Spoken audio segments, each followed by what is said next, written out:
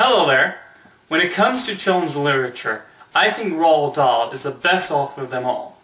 With his unique sense of humor and character depictions, Dahl has impressed with every book he has written, and standing near the top of the pack is Matilda. It is all the Roald Dahl trademarks and then some, creating a highly imaginative story that only he could have thought up. For those not familiar with it, here's the general premise. Matilda Wormwood is unlike the rest of her family. While her parents and brother are unintelligent slobs, Matilda has an incredible mind with a love of learning and reading. However, she is treated terribly at home and takes solace in her books that whisk her off to the worlds of Treasure Island and 20,000 Leagues Under the Sea. By self-teaching herself, Matilda begins to become incredibly intelligent in many areas, including mathematics and grammar. When she gets the opportunity to go to school, it's not much better, as the headmistress Trunchbull is an even bigger menace than her family. Once again, she finds a place for herself among her friends and the kindly teacher Miss Honey, impressed by Matilda's immense knowledge. Matilda also acquires the ability to cause objects to move with her mind, mainly from her aggravation at the terrible people in her life. The appeal of Matilda is definitely its theme on the importance of imagination and reading. Matilda represents the every child, with her thirst for knowledge at such a young age, and enthusiasm and curiosity at the world around her. It's also a tale of child empowerment, but not obnoxiously so.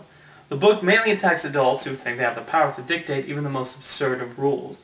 As highlighted by the first chapter, Dahl even goes so far as to criticize parents for the overly exaggerated way they see their children. He also is not afraid of taking his stories down a dark turn, like the way in which Trunchbull locks the students in a box called the Chokey, and a chapter where she forces an overweight boy to eat an entire cake. Trunchbull is definitely the most ferocious villain Dahl ever wrote, and it's hard not to feel pleased when Matilda gets the best of her. The relationship Matilda has with her parents is an interesting one.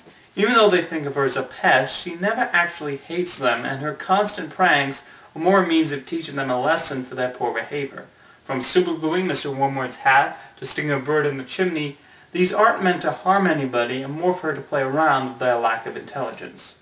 Another trademark of Roald Dahl's work featured here is the parental figure who treats the main child character well.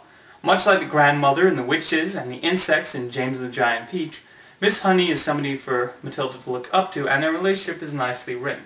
However, like Dahl's other books, it's the humor and respect for the audience that makes Matilda so terrific. He had a way of putting sentences together and thinking of different torments, albeit not too scary, to place his characters in, and all of that is in Matilda. It's an excellent read that just flies by, but definitely sticks in the mind. In 1996, Danny DeVito directed a film adaptation of Matilda that I think ranks up there with Tim Burton's Charlie and the Chocolate Factory as one of the best film versions of Dahl's books. Mixing the right elements of magic and darkness, DeVito and his screenwriters do a great job of telling this story, understanding the wonderful and scary nature of being a child. The actors are also very well chosen to play the roles. Mara Wilson has a difficult task of portraying an overly intelligent young girl without coming off as obnoxious, and she does a superb job of bringing Matilda to life and making her a likable protagonist. Pam Ferris also presents plenty of terror and menace to Trunchbull, becoming a major force in the story. Emma Davids, Danny DeVito, and Rhea Perlman also fit their roles to a T, cleverly showcasing the different sides to Matilda's parental figures. My only problem I have with the casting was having DeVito also voice the narrator. This confused me so much when I was younger, as I thought Mr. Wormwood was narrating the story. Even though he is the director and as such is technically telling the story, I think he should have gotten somebody else. I could see Christopher Lee doing a great job as the narrator. The special effects used for Matilda's powers are also seamless, and David Newman's score stands as his best work to date. Matilda hits pretty much all the right checkpoints of making a family film classic, in my opinion. From the author of Willy Wonka and the Chocolate Factory and James and the Giant Peach, and the unique vision What did you do to your hair? of director Danny DeVito, comes the story of every kid's right to stand tall, no matter how small. Matilda. In conclusion, Matilda definitely stands as one of the strongest works of Roald Dahl's career, and the film adaptation is also worthy of being placed alongside the book.